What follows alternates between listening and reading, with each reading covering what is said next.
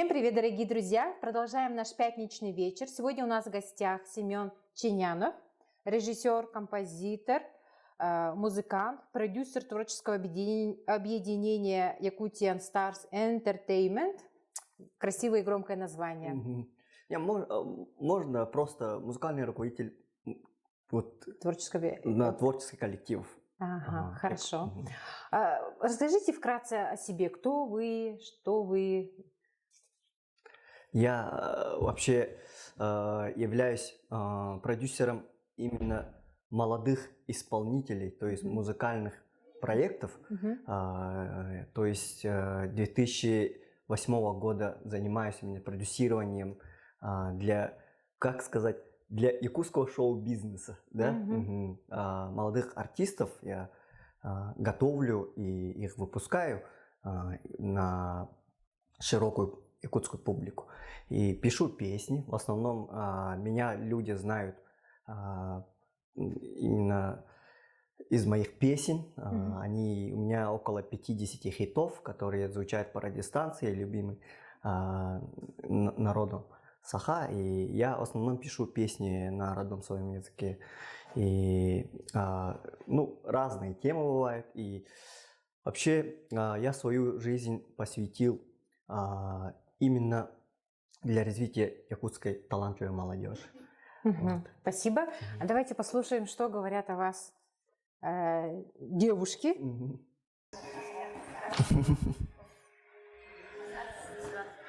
Всем привет! Здравствуйте, Семен Павлович. Мы участницы группы Rollstop.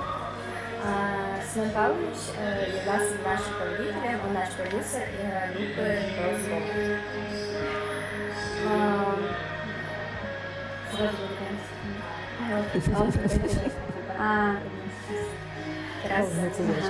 Семен Павлович очень строгий, но требовательный.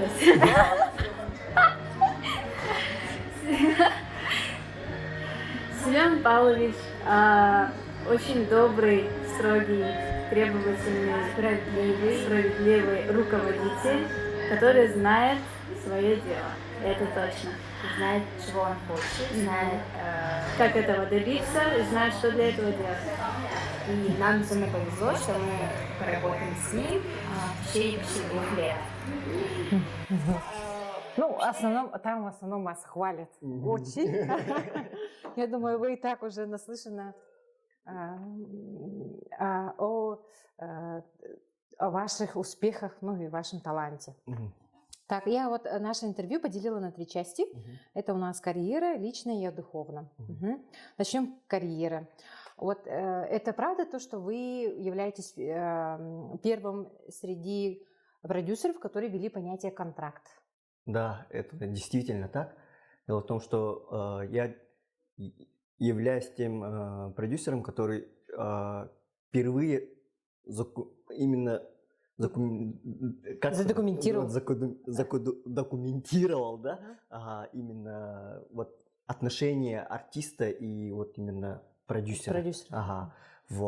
Но и по контракту я стараюсь, чтобы они все соблюдали, и это дает очень, вообще каждый проект это ответственность. Конечно. То есть тут работает много людей, коллектива, когда эти все люди зависят от одного артиста, да? Если артист там немножко даст слабину, то уже проект начинает идти не так.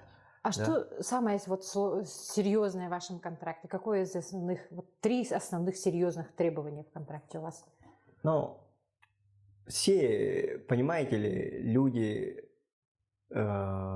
людям очень, как сказать, люди всегда именно считают то, что на моем контракте, да, на моем контракте есть понятие во время выступления. Нет, вообще во время существования проекта, срок контракта, они не должны, например, жениться, девушки не должны рожать, да, там, именно такие это всех именно напрягает.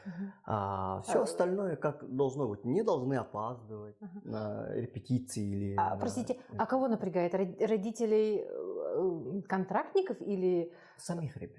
Самих ребят. Самих Ну, ребят, сами да. жениться хотят ради Ну, детей. да, это природа, это взрослые люди, как бы, да. Но дело в том, что когда человек посвящает свою жизнь именно к этому делу, то, скорее всего, вот в течение, например, 3 лет, да, вот мы с парнями подписываем контракт, в течение 3 лет они вот четко должны отрабатывать вот то, что поставленные цели, задачи. Вот такая вот. А если они будут опаздывать и так далее, как штрафы есть, да? Ну, у нас всякие санкции бывают. Есть такое для того, чтобы действительно держать. Я вот где-то слышала информацию, что в вашем контракте есть, что нельзя поправляться на какой-то определенный килограмм. Нет, нету такого. Да? Нету такого. Как бы артист должен выглядеть хорошо. Все-таки человек выходит на сцену и должен выглядеть эстетично, да, и как бы все должно быть красиво. Люди же хотят смотреть красивую картину. Конечно. Да. Зачем мы должны что-то людям такое вот именно продавать? Да? Люди все-таки за деньги это все смотрят и покупают. И товар должен быть качественным. Вот именно вот ради этого все создается. И вообще есть понятие сценическая культура. Вот это нельзя забывать, а то молодые исполнители начали все забывать о том, что все-таки сцена это святое, да, и к нему надо относиться так, очень. Со всем уважением. Да, со всем уважением. Вот это вот начали забывать. Выходят на сцену, как с улицы пришли. Вот это вот тоже не очень. Сейчас вот такая мода идет среди молодежи. Скажите, у вас сколько всего было проектов? Я, получается, с 2008 года создал примерно, сейчас я не посчитал их, но я примерно знаю 47. 47. Мои ребята, которые у меня в студии занимались и поют мои песни, они уже артисты якутской эстрады, они известные. Дело в том, что бывают такие артисты, которые, вот когда ты работаешь с ними, делаешь их творчество, вот выпустили там 2-3 хита, да, стали популярны там на 5 лет и исчезают. Там рожают, или они сидят у себя. Да. Но бывает такое. А многие мои ребята, они продолжают свою работу. Много у меня именитых артистов, которые сейчас работают в театре эстрады, которые вышли из моей студии. Но многие не говорят об этом, но те, которые со мной работали, и те находятся в этой кухне, все знают, что это мои проекты. А почему они не говорят о том, что вот благодаря вам они вышли?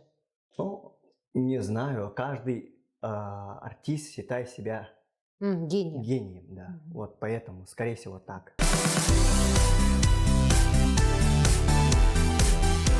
Самый длинный ваш проект, если я не ошибаюсь, который вы под контрактом продюсировали, да, это Snow Voice.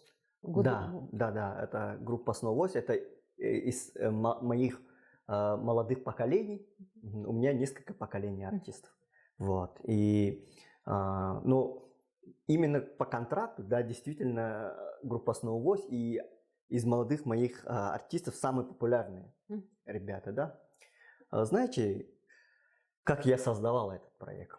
Вообще, в 2014 году я переостановил именно продюсирование. Я чисто преподавал для детей. Закрыты, потому что... Дело даже не в этом. Дело даже не в этом. Есть такое понятие, как... да, возможно перегореть. Есть такое понятие, как период. Понимаете, у творчества бывают разные периоды. То есть пятилетка же бывает такая. Вот я 5 лет работал, так, у меня успех. Потом ровно через 5 лет как обрывалось. Ты работаешь, ничего не воспринимается. И даже народом ничего не воспринимается. Такое бывает. и надо переждать такие моменты. И я это прочувствовал и понял, что мне надо дорасти еще. То есть это возможно из-за того, что еще время менялось. То есть современный мир уже идет, и у людей мозг начинает меняться, новая музыка, новое течение. И к этому надо было переключиться, скорее всего. Скорее всего, я попал именно в этот период. И действительно, я взял перерыв. И занимался с детьми. Я преподаю детям вокал. Вот. И я очень так удобно, хорошо работал. Но я расскажу одну свою историю. Дело в том, что это касается всех, каждой семьи в Якутии. То есть, когда ко мне приходят дети, там, 3 класс, начальная школа, да, я когда мы разучиваем песни, они у меня спрашивают, а какую песню мы будем петь. Я им предлагаю разные детские песни, да, и ребенок стоит саха, и я хочу ему дать какую-то якутскую детскую песню. Ему это не интересно, понимаете? Это не современно. Да. У ребенка уже есть телефон, смартфон, у него есть интернет. И корейские дорамы. Да. И этот ребенок знает уже, что такое качественный контент. Понимаете? Качественный контент. Да, понимаю. Да. Вот мне стало интересно. А вы знаете якутских артистов? И они говорят, нет. А у нас есть свои артисты. Какие? Зарубежные артисты. Они мне показывают, действительно, эти дети правы. То есть у них есть YouTube, где они смотрят эти мультики целыми днями, да, такие влоги, как А4, например, такие вот. Понимаете, у этих детей, у этого поколения, молодого поколения, да, свой мир. Вот. И я тогда понял, что мы, старшее поколение, должны все-таки подстраиваться под них. Только тогда мы заинтересуем именно их. Вот. Тогда я начал уже думать, что делать. Я начал изучать. Вот, оказывается, большинство ребятам, детям нравятся там корейские группы, вот это вот кей-поп направление. Я подумал, почему бы нет, почему бы и не сделать здесь якутский, типа того, но с якутским вот именно акцентом, с якутской песней. Да, с якутской песней, с якутским уклоном, да, более вот такой. И я 3 года внутри головы наживал вот эту идею. Потом я постепенно нашел ребят и создал вот этот проект «Снова 8». Мне кажется, очень классный проект был. Да, но этот проект очень классный был. То есть это было что-то новое, да, и действительно я вот заинтересовал молодежь этим. После этого у других типа такого стали появляться же аналоги. То есть поймите, что произошло. Произошло именно то, что движение внутри вот этого молодого поколения. То есть они начали двигаться. Благодаря чему? Благодаря тому, что у них появилась именно тоже у каждого идея, да? Вот давайте тогда создадим фан-клубы какие-то. И дети, тысячами детей начали создавать фан-клубы для моей группы. После этого они научились выражать свои чувства и именно своим как айдолам. И те, проекты после «Снова 8», которые выходили, да, там молодые артисты, им было легко. То есть молодое поколение научилось именно слушать якутскую музыку. В современном стиле. В современном стиле. Понимаете, до этого им было это чуждо. А сейчас им легко воспринимается. Вот. Я очень рад вот к этому движению. Знаете что? Почему именно вот эта идея? дело в том, что я исключительно этой группе давал именно петь на якутском языке. Я знаю, наше поколение не потеряло свой интерес к своему родному языку благодаря радиостанциям. Сахалы Виктория, там Тин радио было, да, вот именно эти радиостанции звучали по всей республике, то есть мы знали слово каждой песни, да, вот благодаря именно песенной культуре мы не потеряли свой язык, вот. Интересно, молодежь всегда интересно вот это вот движуха. Тем более молодежь 2000-х самое большое количество, по-моему, чем 80-х. Да. Материнский капитал и так далее. Сейчас целая толпа. А вот если мы говорим про Snow Voice, я читала то, что в 2018 году вы планировали подписать контракт с одним крупным российским лейблом. И говорили, что начнется новый этап, да? А что случилось? Вот почему все... Вы же хотели выйти на российский уровень. Тогда в 2018 году у вас не получилось заключить контракты, да? Нет, мы заключили контракт. Мы заключили контракт. Ну, то есть у нас был заключен контракт с компанией Lavina Records. Это Lavina Records — это компания, которая именно выпускает тоже вот именно по именно саунд-продюсированию. Я нашел там очень хорошего вот именно человека, который именно является саунд-продюсером. Сейчас вы наверняка его работы знают многие. Он работает с Миша Марвин. Там в основном артисты Black Star. То есть Клава Кока, там Егор Крид. О, классно. И да. что? Но дело в том, что, поймите, мы заключили еще контракт с лейблом «Жара». Сейчас вот Atlantic Records, да, Бахтияром Алиевым. У меня вот страницы вы можете в Инстаграме найти, вот прямо там я стою и заключил договор именно с «Жарой», да.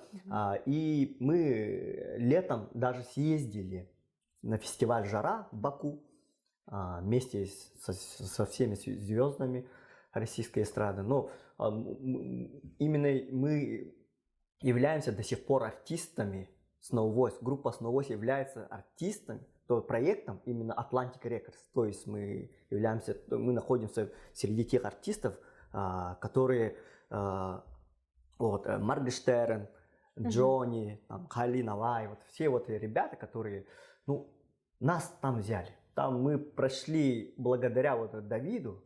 Дело в том, что когда вот я зашел и договаривался с Бахтияром, ему было неинтересно. Зашел какой-то азиат. Вот когда я сказал, что я из Якутии, я саха, и он сам азербайджанец, тюркоязычный человек, и почему-то меня близко принял.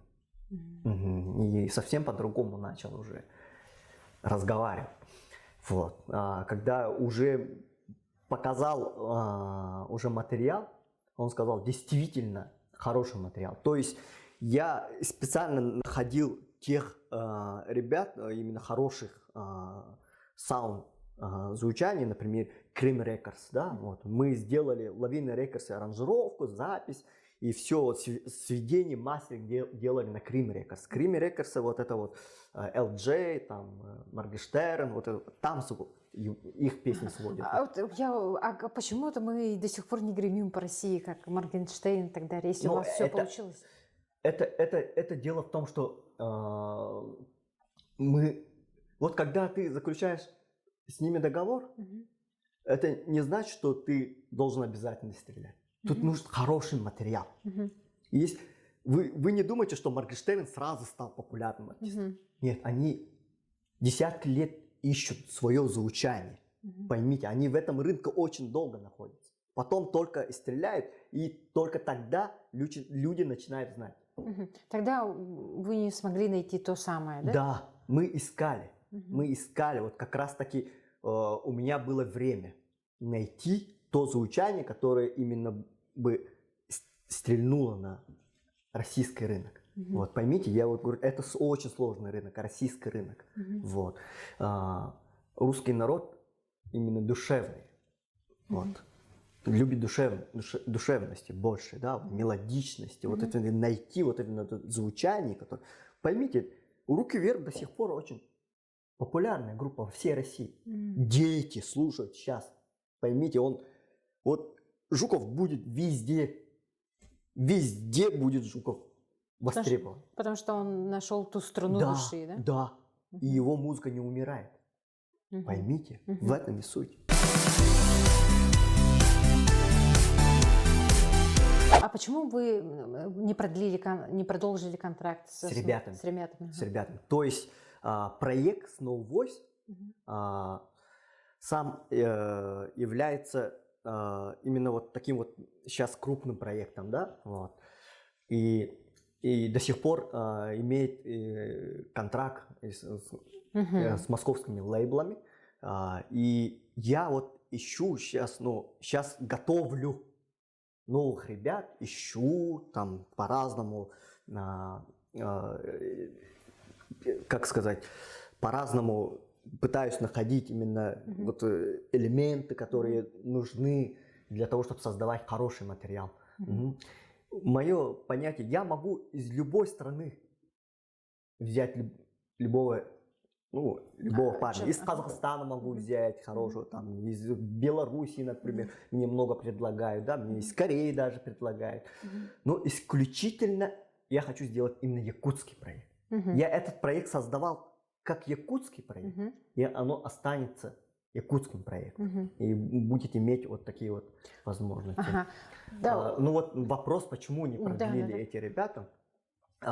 Те ребята, которые первый состав Snow Voice, они в Москве столкнулись, на самом деле, очень многими проблемами. То есть профессиональная сторона, поймите.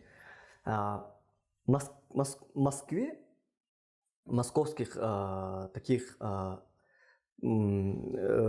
вот московских в московском шоу-бизнесе или да, когда ты работаешь с московскими музыкантами, ты должен быть действительно музыкантом. Поймите, профессиональным музыкантом. Вот, ты должен понимать звукоинженеринг, ты должен понимать, в этом еще должен разбираться, и еще в этом ты должен внести очень хорошую вот именно свой почерк. Ты должен уметь это делать. Ты должен вдохновлять там таких крутых звукоинженеров и таких крутых музыкантов. Вдохновлять именно. Они должны вдохновляться твоим творчеством. Вот. Только тогда ты можешь создавать что-то именно самобытное. Хорошо. А ребятам это не удалось? Да. Это не удалось. Это не удалось. Они поняли это. Они уже сразу поняли. И как бы им здесь очень легко. А там уже сложно было. И это они понимали очень сильно. И они поняли, что завоевать Россию надо будет поработать как следует. Как следует поработать. И надо будет еще примерно 5 лет пахать для того, чтобы действительно завоевать, вот найти вот это звучание. Скорее всего, я думаю, из-за этого и парни захотели свободы. И они же, как видите, вот, поженились там, у них уже семьи. Ну да, как бы природа зовет. И в основном я считаю, что парни сейчас сольно пошли. И многие тут продюсеры, которые есть, ну и те люди, которые связаны именно вот с шоу-бизнесом, прошептали, что перестаньте, что вы больше заработаете сами, чем здесь. В группе. Да. Здесь вы популярнее. Здесь. Ну, в Москве тоже они жили именно Якутией. То есть они чисто вот, их друзья тут. Вот, скорее всего, именно из-за этого. А если бы они остались, вы с ними пошли бы вперед, да? Дальше бы? Естественно. У нас все контракты, все до сих пор есть. Если я соберу сейчас хороший состав, я могу сейчас дальше работать так же. Нету никаких... А с нынешним Snow Voice у вас тоже контракт на 3 года, да? Да, на 3 года, и я готовлю их. А почему девушкам так не везет? У парней почему-то 3 года, а у девушек 1,5? Что за шовинизм? Как сказать? Вообще, дело в том, что я никогда девчачью группу не планировал. Я в прошлом, то есть получается, когда вот в 2018 году я заключил контракт именно с девчонками, мы сделали кастинг, там очень много девчонок пришли, и прошли оттуда 10 девчонок, оттуда выбрали мы 4, то есть по концепции 4 девочки должны быть. Вот. И это был экспериментальный проект, то есть я не знал, вот как девочки поведут себя, но знаете, благо я выбрал очень хороших девчонок. Это девчонки, оказывается, намного самостоятельнее, чем парни. Да, и намного увереннее, и намного с ними было легко. Знаете, действительно, вот меня спрашивали, самый хороший проект. Самый хороший проект это Rose Gold у меня. Они самый короткий проект, но за этот короткий период они столько эмоций подарили. Поймите, столько искренности было у этих девчонок. Вот. И они никогда вот в глаза смотрели, никогда не льстили. Понимаете? Бывает так, ради того, чтобы стать популярным, люди вот льстят. Да, бывает такое. Вот с этими девчонками мне действительно повезло. Очень сильно повезло. И я как-то после стресса, после Snow Voice, я не ожидал такого, да, я подумал, что парни все-таки хотят завоевать Россию и за собой поведут туда многих якутских артистов. Вот, понимаете, сейчас вот я считаю, что KG очень сложно сейчас пробиваться там.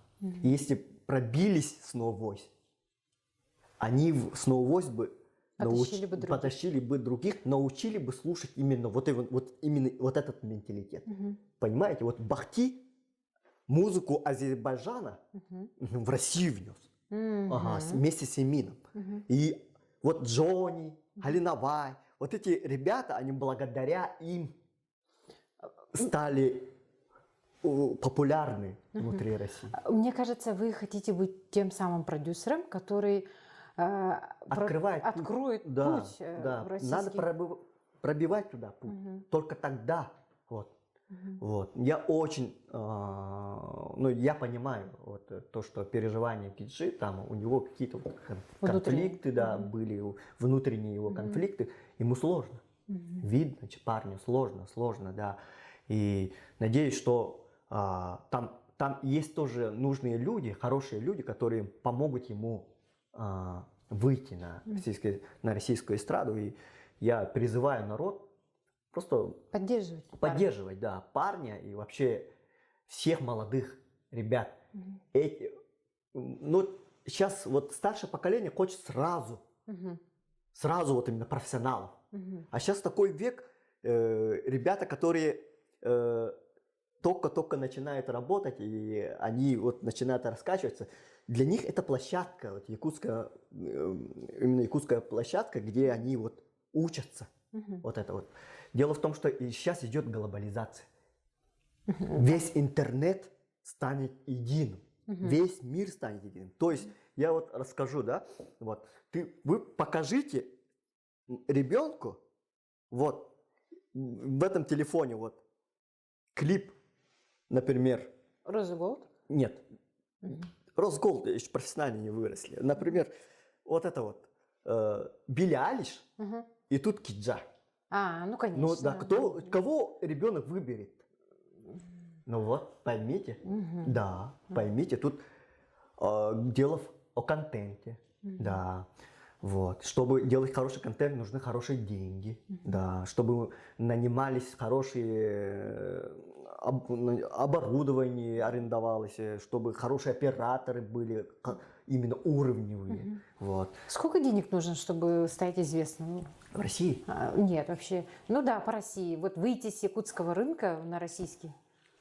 Здесь в Якутии, в принципе, деньги большие не нужны. Да? Да, не нужны, большие деньги не нужны. То есть здесь, например, как продюсер, но у меня есть свои связи, да, у меня свои каналы, и как бы я могу, например, когда ко мне приходят молодые ребята, вот, они могут там работать 5-7 лет для того, чтобы стать популярным артистом. А когда они ко мне приходят, они будут работать год, 2 года и уже стать популярным.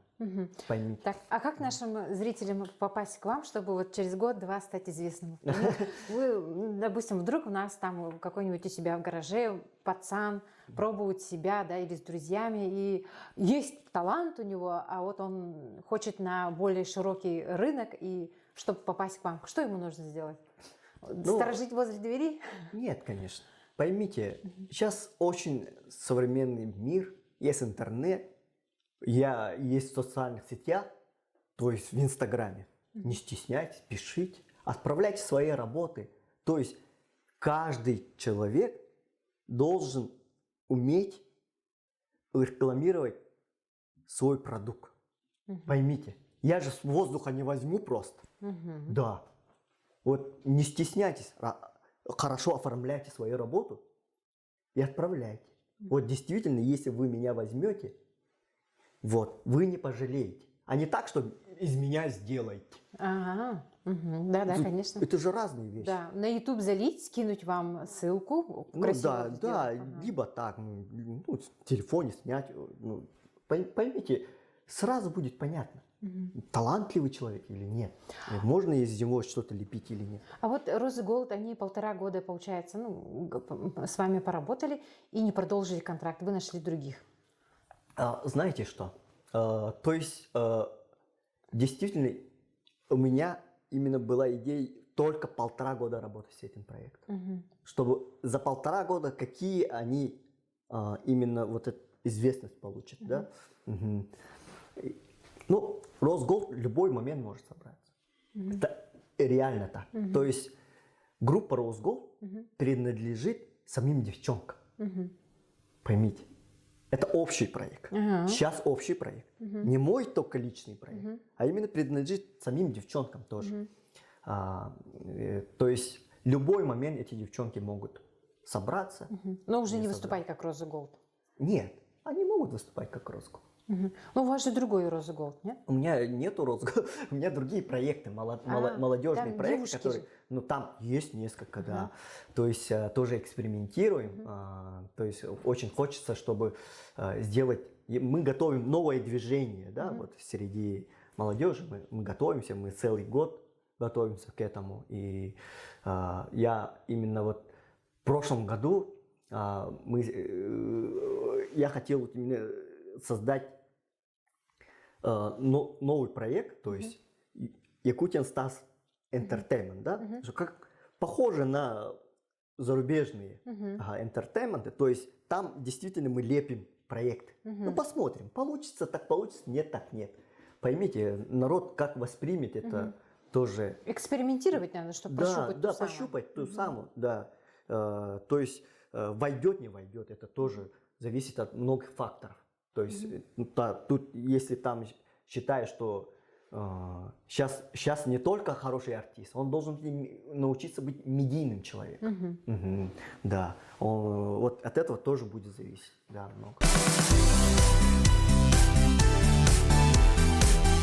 Допустим, в Rose Gold был роман между Дербидонтовым и Саргаланой Карповой. Он был настоящий или спродюсированный?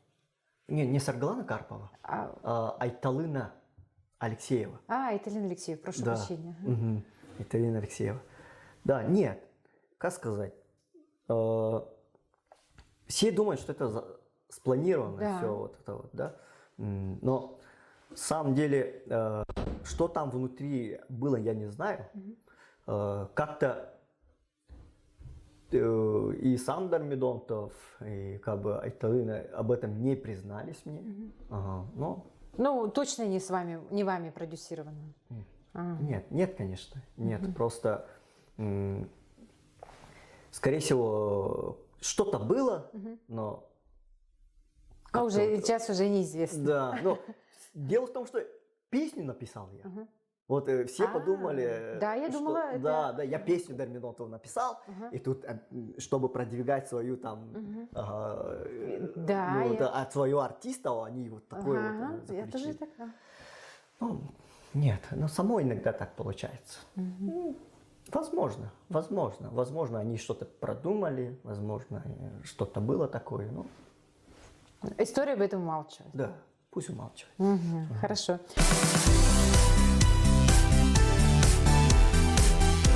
Вот вы сказали, постоянно вас интервью читаю, вы говорите, что работаете 24/7. А как же семья, там, отдых? Ну, это надо совмещать. Совмещать. А как 24/7 совмещать все это? Но есть понимающие люди. А. Просто понимаешь, если бы не было у меня тыла, Мгм. представляешь, ну, чего бы я добился бы? Мгм. Без тыла невозможно добиваться ничего. Человек должен подпитываться от чего-то. Поймите, у меня есть очень хорошая семья, то есть мои родные, да, которые поддерживают родители, да, у меня есть дочка, и ну, Дочке сколько лет? 16 лет, Ага. она студентка Уже? уже студентка, и, ну, как сказать, я счастливый человек. Я счастливый человек, потому что рядом со мной очень хорошие люди. Вот благодаря этому я работаю. Дочка сейчас по вашим стопам шла или она... Она модельером становится, то есть она тоже творческий человек, и она очень талантливая тоже. И скоро вы, скорее всего, увидите ее работы. Мы уже много, уже везде участвуем, в конкурсах, вот, выигрываем. Будет, что у вас в клипе будет и в ее образах? Возможно. Возможно. Ну, я считаю, что каждый человек должен расти до профессионального уровня, только после этого, да, вот, заявить о себе, да, вот. Все мои проекты, они находятся именно в стадии того, чтобы развития, стадии развития, то есть я вот должен понять, что каждый из них личностно и профессионально, вот, они должны расти, вот, именно дойти до уровня. Вот только тогда действительно что-то стоящее можно сделать. Вот читала, действительно, у вас в личном очень мало информации. Написано, вот вам приписывают очень массу романов. А сейчас ваше сердце свободное или занято? Мое занят, конечно. Масса романов, да? Да, я прямо смотрела, то с одной, то с другой. Ну, это когда я был холостым, скорее всего. У вас же первый брак был, сейчас второй. Второй брак, да. Вот. Хорошо. Ну, я счастливый человек просто. А что подарили своей любимой вчера, если не секрет? Ну, цветы. Песни, наверное, да, под гитару? Ну, иногда пою. Иногда пою. Ну, да, иногда пою. И какие у нее самые 3 главные качества, которые бы вы отметили? Ну, забота. Это первое. Нежность, которая дарит. Вот. Окрыляет, которая. Вот. И самое главное, вера. Верит в вас? Да. Это очень классно. Так, ну, когда... Подскажите нашим холостым парням, которые вчера, в 14 февраля, сидели в одиночестве, да, допустим. Вот как человек творческий, как быстро найти короткий путь к сердцу женщины, как творческий человек? Может, у вас какие-то... Будьте искренни. Искренни. Все. Не пытайтесь, не рисуйтесь перед девчонкой. Девчонки это, скорее всего, Чувствуют, да? чувствуют. Естественно. Когда ты начинаешь там быть каким-то крутым, ну, это наоборот раздражает. Вот. Ну, я так считаю. Может, я не прав. Нет, это... Ага. Тогда, чтобы женщина влюбилась, надо быть искренним. Да, естественно. Как, опять же вернемся к женщинам, все равно к 8 марта приближается, да? Вот что для женщины, на ваш взгляд, как сказать-то, неприемлемо в мужчине? Неприемлемо, да? Что может быть?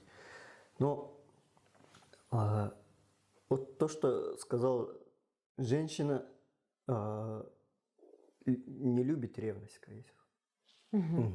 Когда ревнивый муж или там ревнивый парень, то женщине это очень неприятно, скорее всего. Ну, если ты ревнивый, то, скорее всего, надо приучиться, стараться приучиться.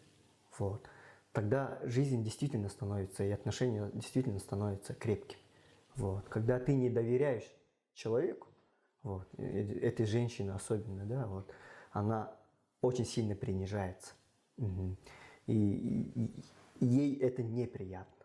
Вот. Скорее всего, мужчинам, скорее всего, надо приучиться вот, как-то, чтобы не быть ревнивым, да, вот. Вот, стараться быть неревнивым. Ну, да, все должно в меру, действительно, все должно быть в меру.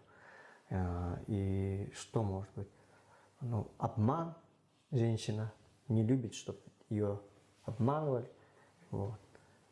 А все остальное женщина терпит. Действительно, она очень сильная. Женщина – это очень сильное существо в этом мире. Потому что женщина есть тот сосуд, который должна давать плод. Вот. Поэтому она и умеет защищать этот плод. Она вот инстинктивно, понимаете, от природы. Женщина очень сильная.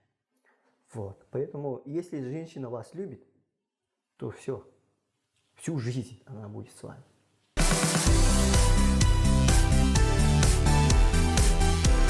Так, и последний вопрос связан уже с ребенком. Как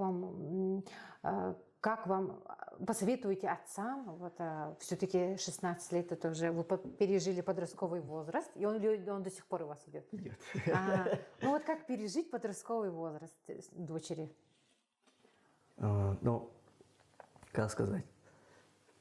Ну, скорее всего, не лезть к ее личных проблемах. Это ее личные проблемы. Вот. И, как сказать, ну, скорее всего, всем людям нужно общение. Надо стараться общаться. То есть там стараться войти в положение. Да? У всех людей бывают разные проблемы, да, в отношениях там. Когда ребенок уже вырастает, вокруг нее собираются уже разные молодые, ну не только молодые люди, вообще друзья там, у них разные отношения вот с людьми. И ребенок же не знает, как вести себя именно в отношении, то есть и с молодыми людьми, и со своими подругами. Не знает, как вообще, как себя вести в этом мире. Вот в основном подростки, скорее всего, заблуждаются в этом. И им все непонятно. Вот, поймите, они когда дети, для них это все познавательно, да? Потом они в подростковом возрасте, они сталкиваются именно уже со взрослым миром. И много недопониманий. Вот. Поэтому, скорее всего, тут родители и бабушки, дедушки, они должны к этому подойти с пониманием. Бывает такое, что, ну, например, в воскресенье всей семьей собрались, да, например, да, вот, ну, обычная семья, вот, всей семьей собрались, и тут во время обеда, например, там, папа сидит, листает там Инстаграм, лайкает там красивых девчонок, мама там готовит обед, там дети бегают. И тут, например, ребенок-подросток задает такой, ну, говорит о своих желаниях. Например, говорит, ой, Семен Чинянов открывает, например, новый проект, я хочу идти туда на кастинг, да? И тут мама говорит, отец говорит, куда, хочешь стать артистом, что ли? Ну, такое отношение, да, вот, типа тогда, ты хочешь стать артистом, что ли? И ребенку уже сразу, это ее мечта, да, вот, детская мечта какая-то, вот, и тут сразу обрыв. Потом мама говорит, тебе лучше бы подтянуться в учебе, там у тебя какие-то тройки там, и начинают за несколько секунд они разрушили отношения уже с ребенком, своим ребенком. Все, этот ребенок закрывается от своих родителей и больше свои внутренние секреты и свои чувства не открывает им. Я с многими такими ребятами сталкиваюсь вообще. Они к вам приходят, потом раскрывают? Да, они рассказывают то, что у них внутри. Все люди нуждаются в общении. Все. Просто исключительно все. Вот. Поэтому я бы посоветовал именно и молодым родителям, и вообще людям. Да, я понимаю, что вы все устаете, у всех есть кредиты, у всех есть долги, которые надо закрывать, и пахать целыми днями с утра до вечера, и постоянно находиться целыми месяцами в стрессе, потому что сроки поджимают вас. Но у вас есть дети, вы говорите с ними. Вот говорят, что молодежь теряет свой родной язык. Я всегда разделяю на 3 поколения. То есть молодое поколение, вот среднее наше поколение и старшее поколение. То есть, чтобы сохранить язык, должна быть преемственность. Поймите, вот старшее поколение должно дать знания молодому поколению. Только тогда будет сохранение культуры и языка. Вот. Вот я стараюсь сохранить свой родной язык своего народа через песенную культуру. Еще есть много аспектов. Понимаете? Я один человек. Таких людей, как я, понимающих именно, должно быть много. Только тогда мы можем сохранить. Народу-то много. Ага, я вот, например, передам 100 человек, а ты 100 человек тысячам только передашь. А тут сотнями тысяч. Друзья, не забывайте подписываться на наш канал, ставить лайк и оставлять комментарии под нашим видео. Большое спасибо за замечательное интервью. Желаем вам дальнейших творческих успехов, чтобы ваши проекты пробились на российскую эстраду. Я в это верю. И всем спасибо, всем пока.